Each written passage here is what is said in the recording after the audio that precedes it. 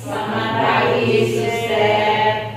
Hari ini kita akan disuguhkan oleh kedua guru hebat kita, yakni Suster Rizlinda dan Teacher Ona, yang akan memberikan kita sebuah diseminasi tentang budaya positif di SDK Maria Clara. Oleh karena itu, mari kita awali kegiatan kita ini dengan doa. Pada Teacher Yoma, saya persilakan. Mari kita menyiapkan hati dan batin kita untuk mengawal kegiatan kita pada hari ini. Dalam nama Bapa dan Putra dan Roh Kudus. Amin. Allah dalam surga, syukur selimpahnya kami mengaturkan kehadirat-Mu beristimewa atas rahmat berkat-Mu sehingga kami semua dapat berkumpul di tempat ini. Kami mohon ya Bapa, hadirlah bersama kami beristimewa dalam sidang kegiatan kami hari ini agar dapat membuahkan hasil yang baik, dapat membuahkan hasil menjadi seorang budayawan yang positif. Namun kami puji hari ini dan sepanjang segala masa. Amin. Dalam nama Bapa dan Putra dan Roh Kudus. Amin. Cara selanjutnya pemaparan materi tentang budaya positif yang ada di SDK Maria Clara. Seperti apa budaya positif yang ada di sekolah ini? Mari kita dengarkan materi dari Suster Rizlinda. Kepada Suster Rizlinda saya berkesempatan.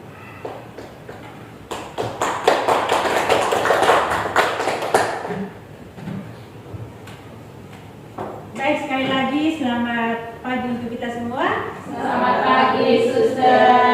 Terima kasih. Jadi hari ini saya bersama Teacher Ona akan memberikan atau diseminasi tentang budaya positif yang ada di SDK Maria Clara. Jadi kita lihat bersama seperti apa itu budaya positif yang ada di SDK Maria Clara.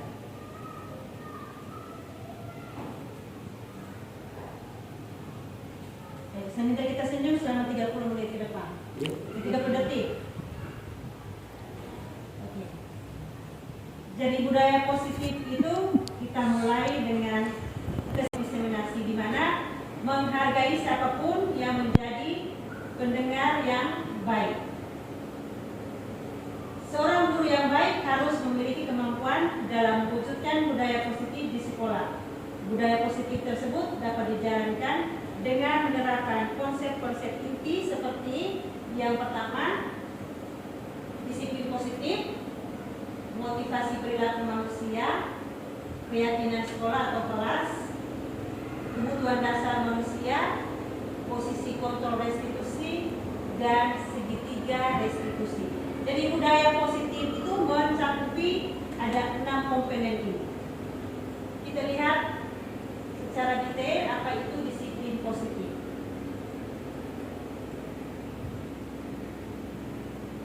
Oke.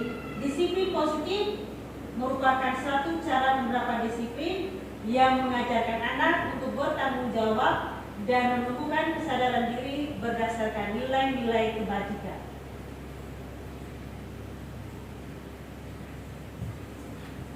Disiplin positif lebih ke arah disiplin diri yang dapat mengontrol diri dalam melakukan segala tindakan.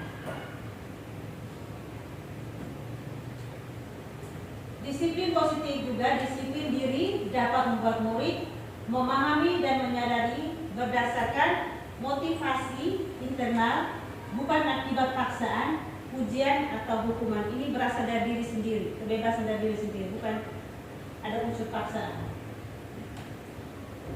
Kita lihat bersama bagaimana 6 karakter dalam profil pelajar Pancasila. Pertama, saya yakin para teacher sudah hafal semua. Beriman pertama pada Tuhan Yang Maha Esa dan berakhlak mulia. Yang kedua, mandiri. Yang ketiga, berkebinekaan global. 4, bergotong royong. 5, kreatif. Dan yang terakhir, bernalar kritis.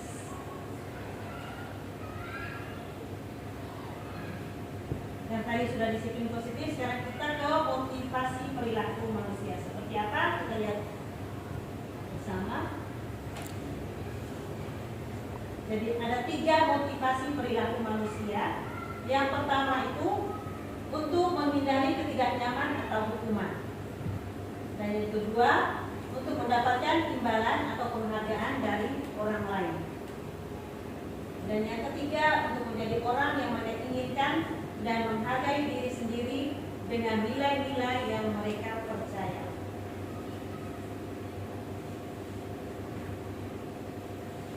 Ini tentang keyakinan sekolah atau keyakinan kelas. Apa itu keyakinan sekolah atau kelas? Kita lihat. Guru berperan dalam mewujudkan terbentuknya keyakinan sekolah atau kelas dengan adanya kesepakatan antara guru dan murid. Keyakinan sekolah atau kelas berupa pernyataan-pernyataan universal yang mudah diingat dan dipahami dan harus diterapkan di lingkungan sekolah atau di lingkungan kelas. Ini salah satu contoh keyakinan sekolah atau keyakinan kelas yang kami buat. Itu keyakinan kelas yang ada di kelas 4A. Kita lihat bersama. Setiap anggota kelas perlu belajar, senang, melakukan tugas, saling menghargai, dan merasa aman. Selalu bersikap positif, senantiasa menjadi diri terbaik, percaya diri, dan menghormati orang lain serta menghargai barang milik. Terus yang berikut, berkomitmen terhadap setiap tugas, senantiasa membantu. Yang berikut, hormat bekerja.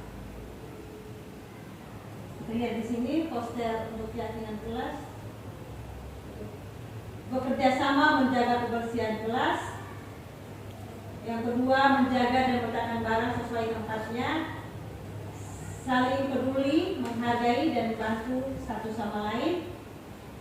Mengerjakan tugas tepat pada waktunya dan tepat waktu dan aktif di kelas dalam proses pembelajaran.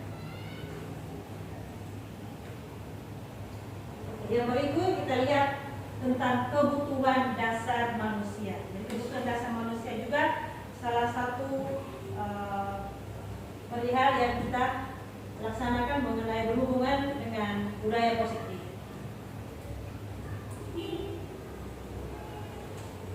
Ketika seorang murid melakukan suatu perbuatan yang bertentangan dengan nilai-nilai kebajikan atau melanggar peraturan, hal itu sebenarnya dikarenakan mereka gagal memenuhi kebutuhan dasar mereka. Kita lihat ada 5 kebutuhan dasar manusia. Yang pertama itu bertahan hidup atau survival, dan yang kedua kasih sayang dan rasa diterima, afektif dan penguasaan, kebebasan dan kesenangan.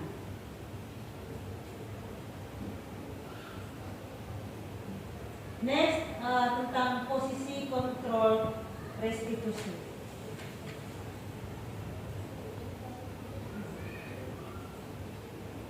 Di sini kita lihat ada 5 posisi kontrol restitusi.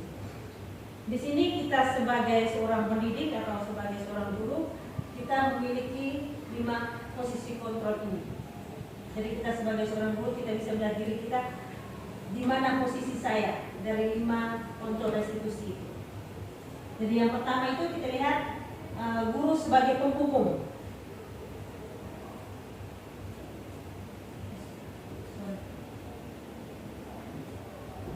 Guru sebagai penghukum, dan yang kedua guru sebagai pembuat merasa bersalah, dan yang ketiga guru sebagai teman, dan yang keempat guru sebagai pemantau, dan yang kelima guru sebagai manajer. Jadi 5 posisi kontrol ini ada di setiap diri seorang guru. Ketika kita berhadapan dengan seorang anak yang mempunyai masalah, jadi kita menghadapi anak untuk mengatasi masalah itu, posisi kita ada di mana? Apakah kita sebagai penghukum, pembuat merasa bersalah, teman, atau sebagai pemantau, atau sebagai manajer?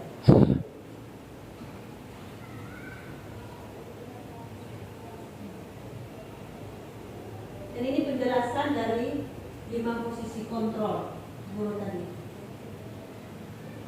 Kalau guru merasa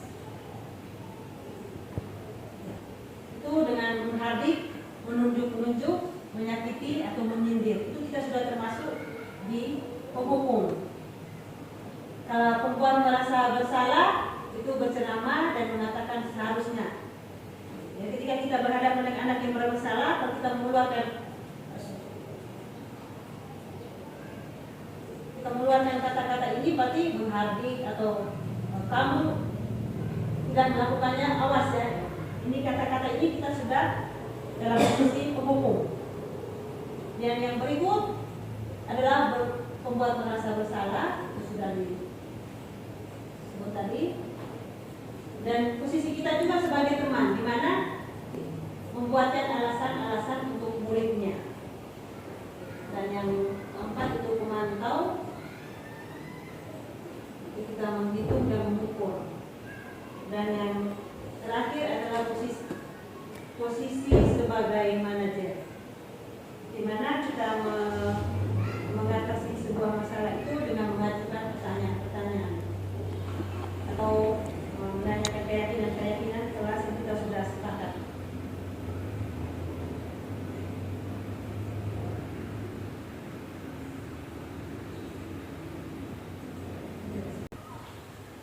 Baik, dalam posisi kontrol restitusi sebagai seorang guru, sebaiknya kita menggunakan posisi kontrol sebagai manajer, bukan sebagai penghukum atau membuat merasa bersalah atau Jadi dalam posisi kontrol restitusi sebagai seorang pendidik atau guru, alangkah baiknya kita menggunakan posisi kita sebagai seorang manajer, bukan sebagai penghukum, bukan juga sebagai membuat merasa bersalah atau sebagai teman.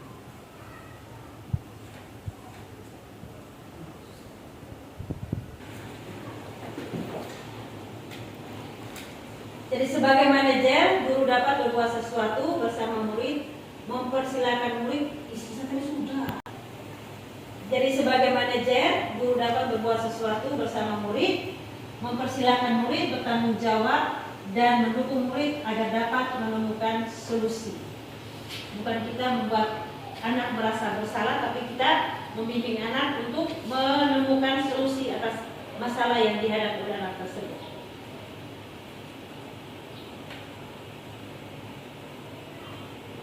Selain itu, posisi manajer mengacu pada restitusi yang dapat menjadikan murid sebagai manajer bagi dirinya sendiri, sehingga dapat tercapai identitas positif pada diri murid itu sendiri.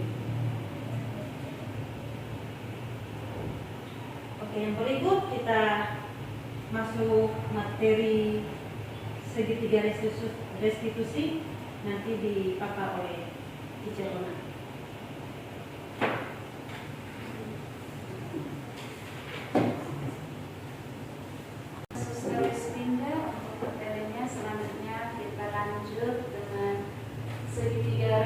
Yang dibawakan oleh Teacher Ona. Pada Teacher Ona saya persilakan.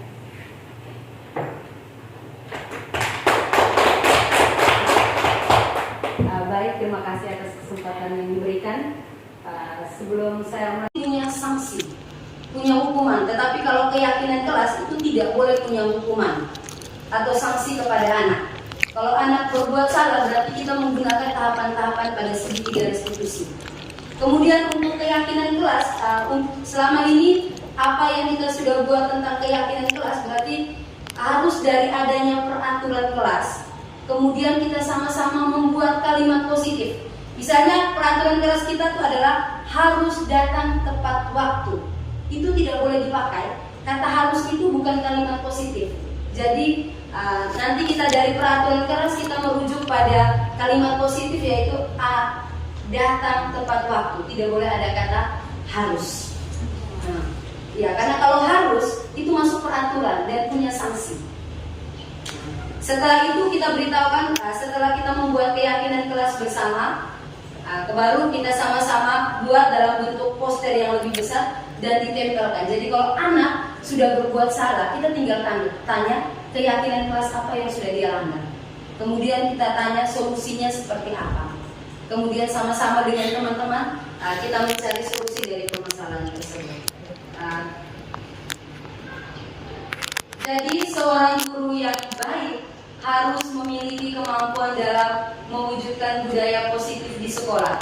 Budaya positif tersebut dijalankan dengan menerapkan seperti yang tadi sudah disampaikan oleh Suster Kepala. Harus ada disiplin positif, motivasi perilaku manusia, keyakinan kelas, kebutuhan dasar, posisi kontrol, dan segitiga distribusi. Itu saja materi hari ini. Semoga kita sama-sama tergerak, lekas bergerak, dan mandiri menggerakkan. Terima kasih banyak Suster Linda dan Teacher Ona untuk materi budaya positif yang akan kita laksanakan di sekolah kita. Yang berikut saya persilakan kepada Bapak Ibu guru yang hadir di sini untuk memberikan pertanyaan. Itu sesi pertanyaan saya.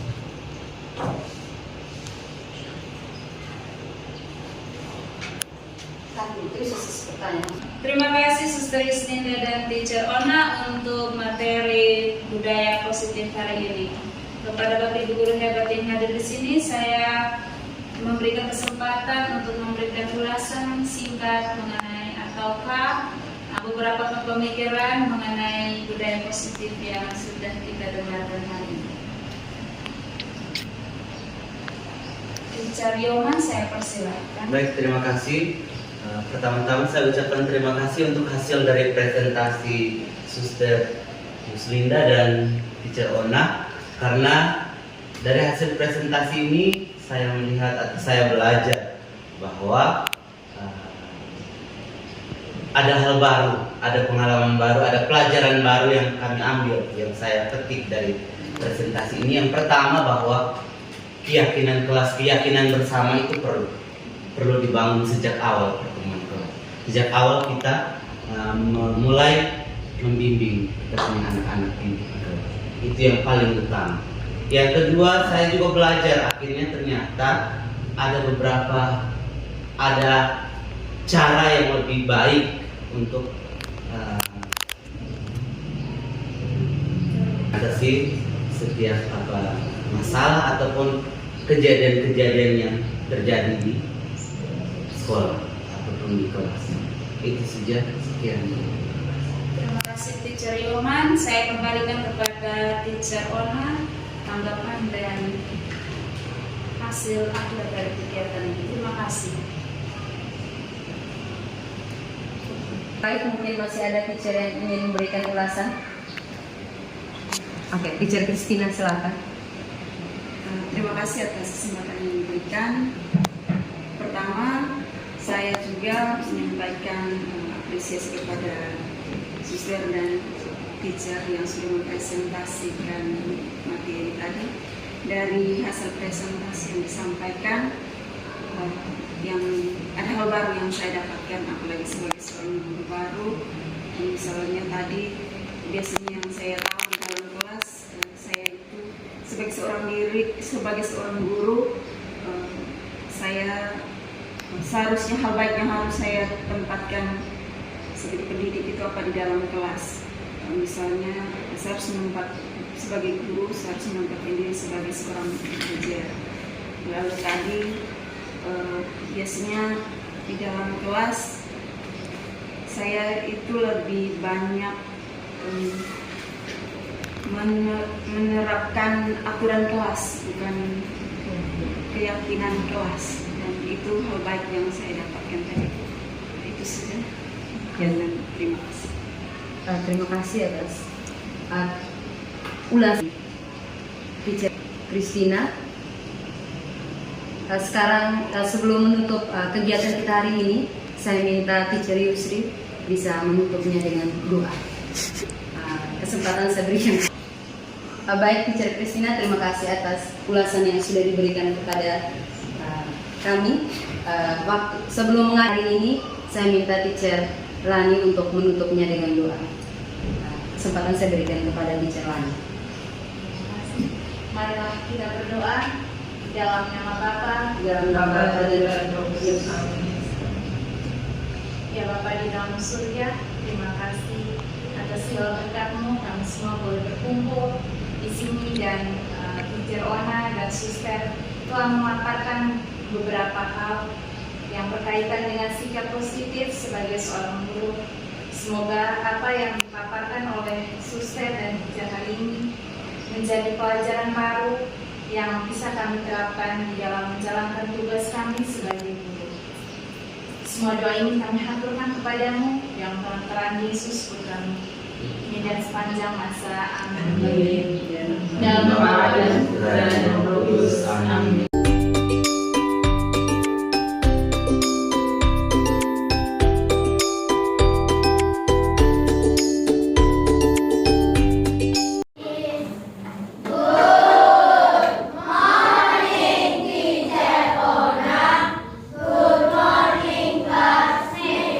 Okay, good morning children. Sit down please.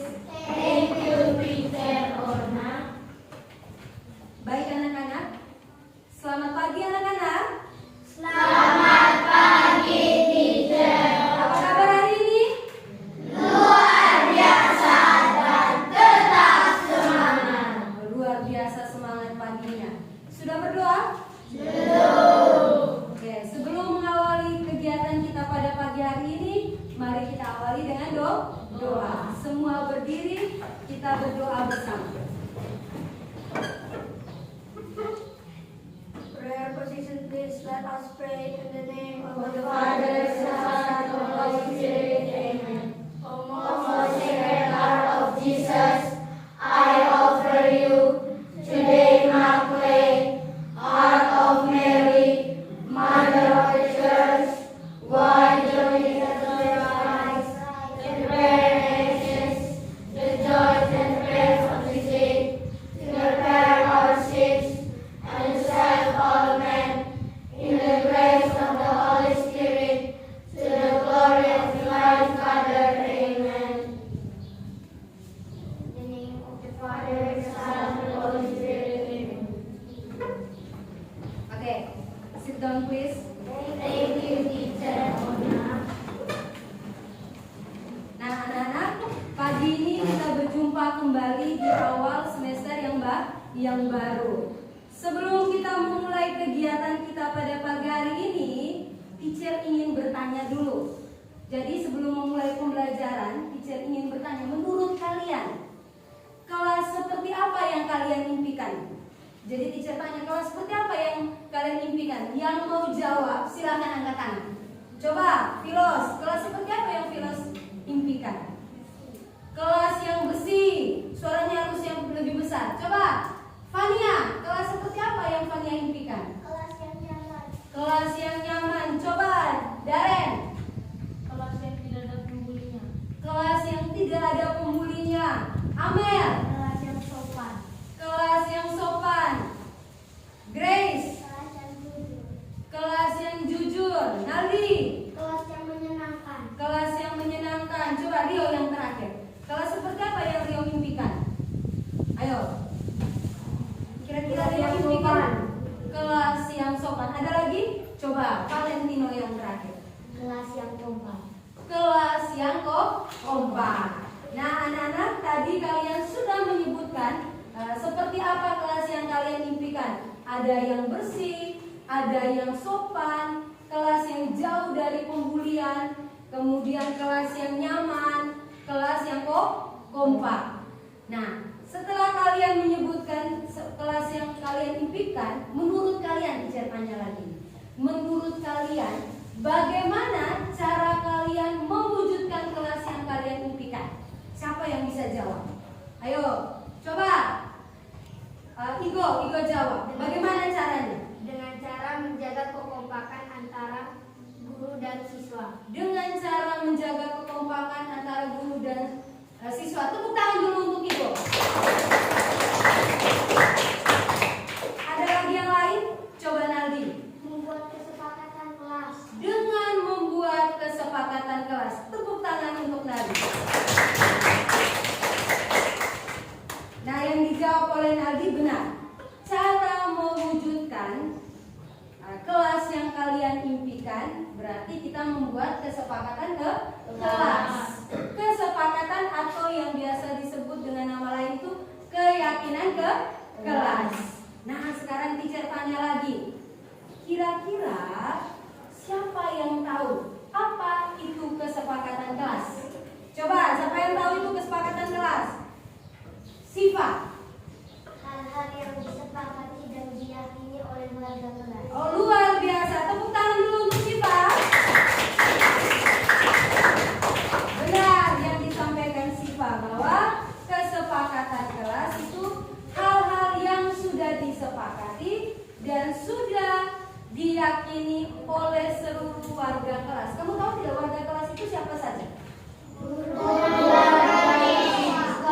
dan siswa. Berarti teacher dan kalian. Bukan hanya teacher, tetapi ada juga guru-guru mata pelajaran. Jadi kesepakatan kelas, teacher ulangi lagi, kesepakatan kelas itu hal-hal yang sudah disepakati dan sudah diyakini oleh seluruh warga kelas. Nah, sekarang yang teacher pegang ini apa? Ayo, siapa yang tahu ini apa? Oh, coba ambil lagi besar.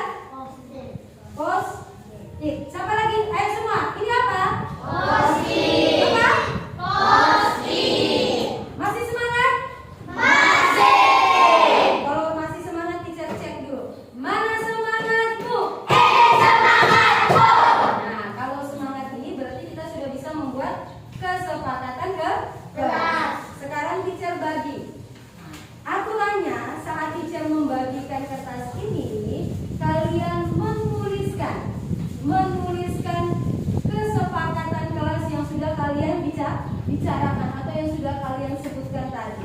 Kemudian setelah menuliskan, kalian menempelkannya di papan. Berarti kalau sudah selesai tulis, silakan maju ke depan dan tempel di papan. Oke, sekarang teacher bagikan. Paham? Paham? Siapkan alat tulis kalian.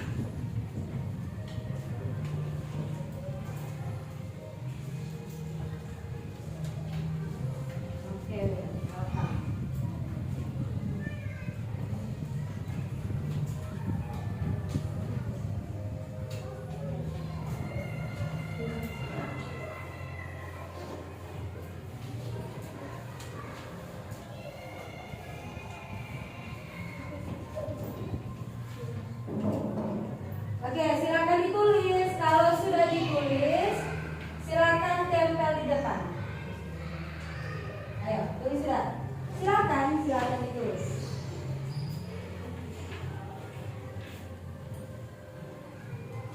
Ayo, tulis sudah. Kalau sudah, silakan maju ke depan. Kemudian silakan ditempel di papan tulis. Ayo, apa yang kau tulis? Ini apa? Silakan ditulis. Apa itu? Kesepakatan kelas. Ayo, apa?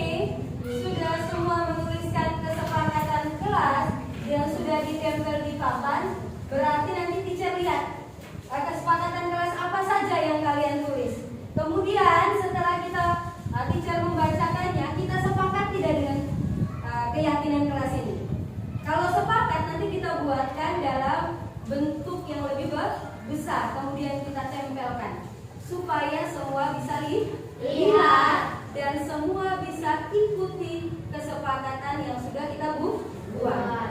Yang pertama ada kata jujur, ini dari Amel. Siapa yang tulis ini? Amel.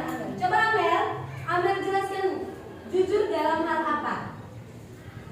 Apa yang Amel maksud tulis dengan kata jujur? Jujur yang bagaimana? Dengan jujur perkataan dan perbuatan. Oh, jujur dalam perkataan dan perbuatan. Sepakat? Sepakat? Kemudian ada yang menuliskan belajar dengan asik, seru dan rajin. Siapa yang menuliskan ini? Coba angkat tangan. Coba. Ayo ini. Oh iya. Gilbert menuliskan belajar dengan asik, seru dan rajin. Coba Gilbert bisa jelaskan sedikit kenapa Gilbert menulis salah satu kesepakatan kelas harus belajar dengan asik, seru dan rajin. Asik yang bagaimana?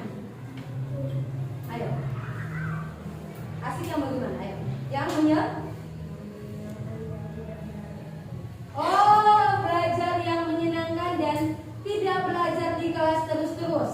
Boleh, sepakat? Kemudian ada yang bilang mengucapkan maaf, terima kasih, dan tolong. Sepakat? Oke, kalau sudah sepakat, sekarang kita membuat keyakinan kelas yang lebih besar.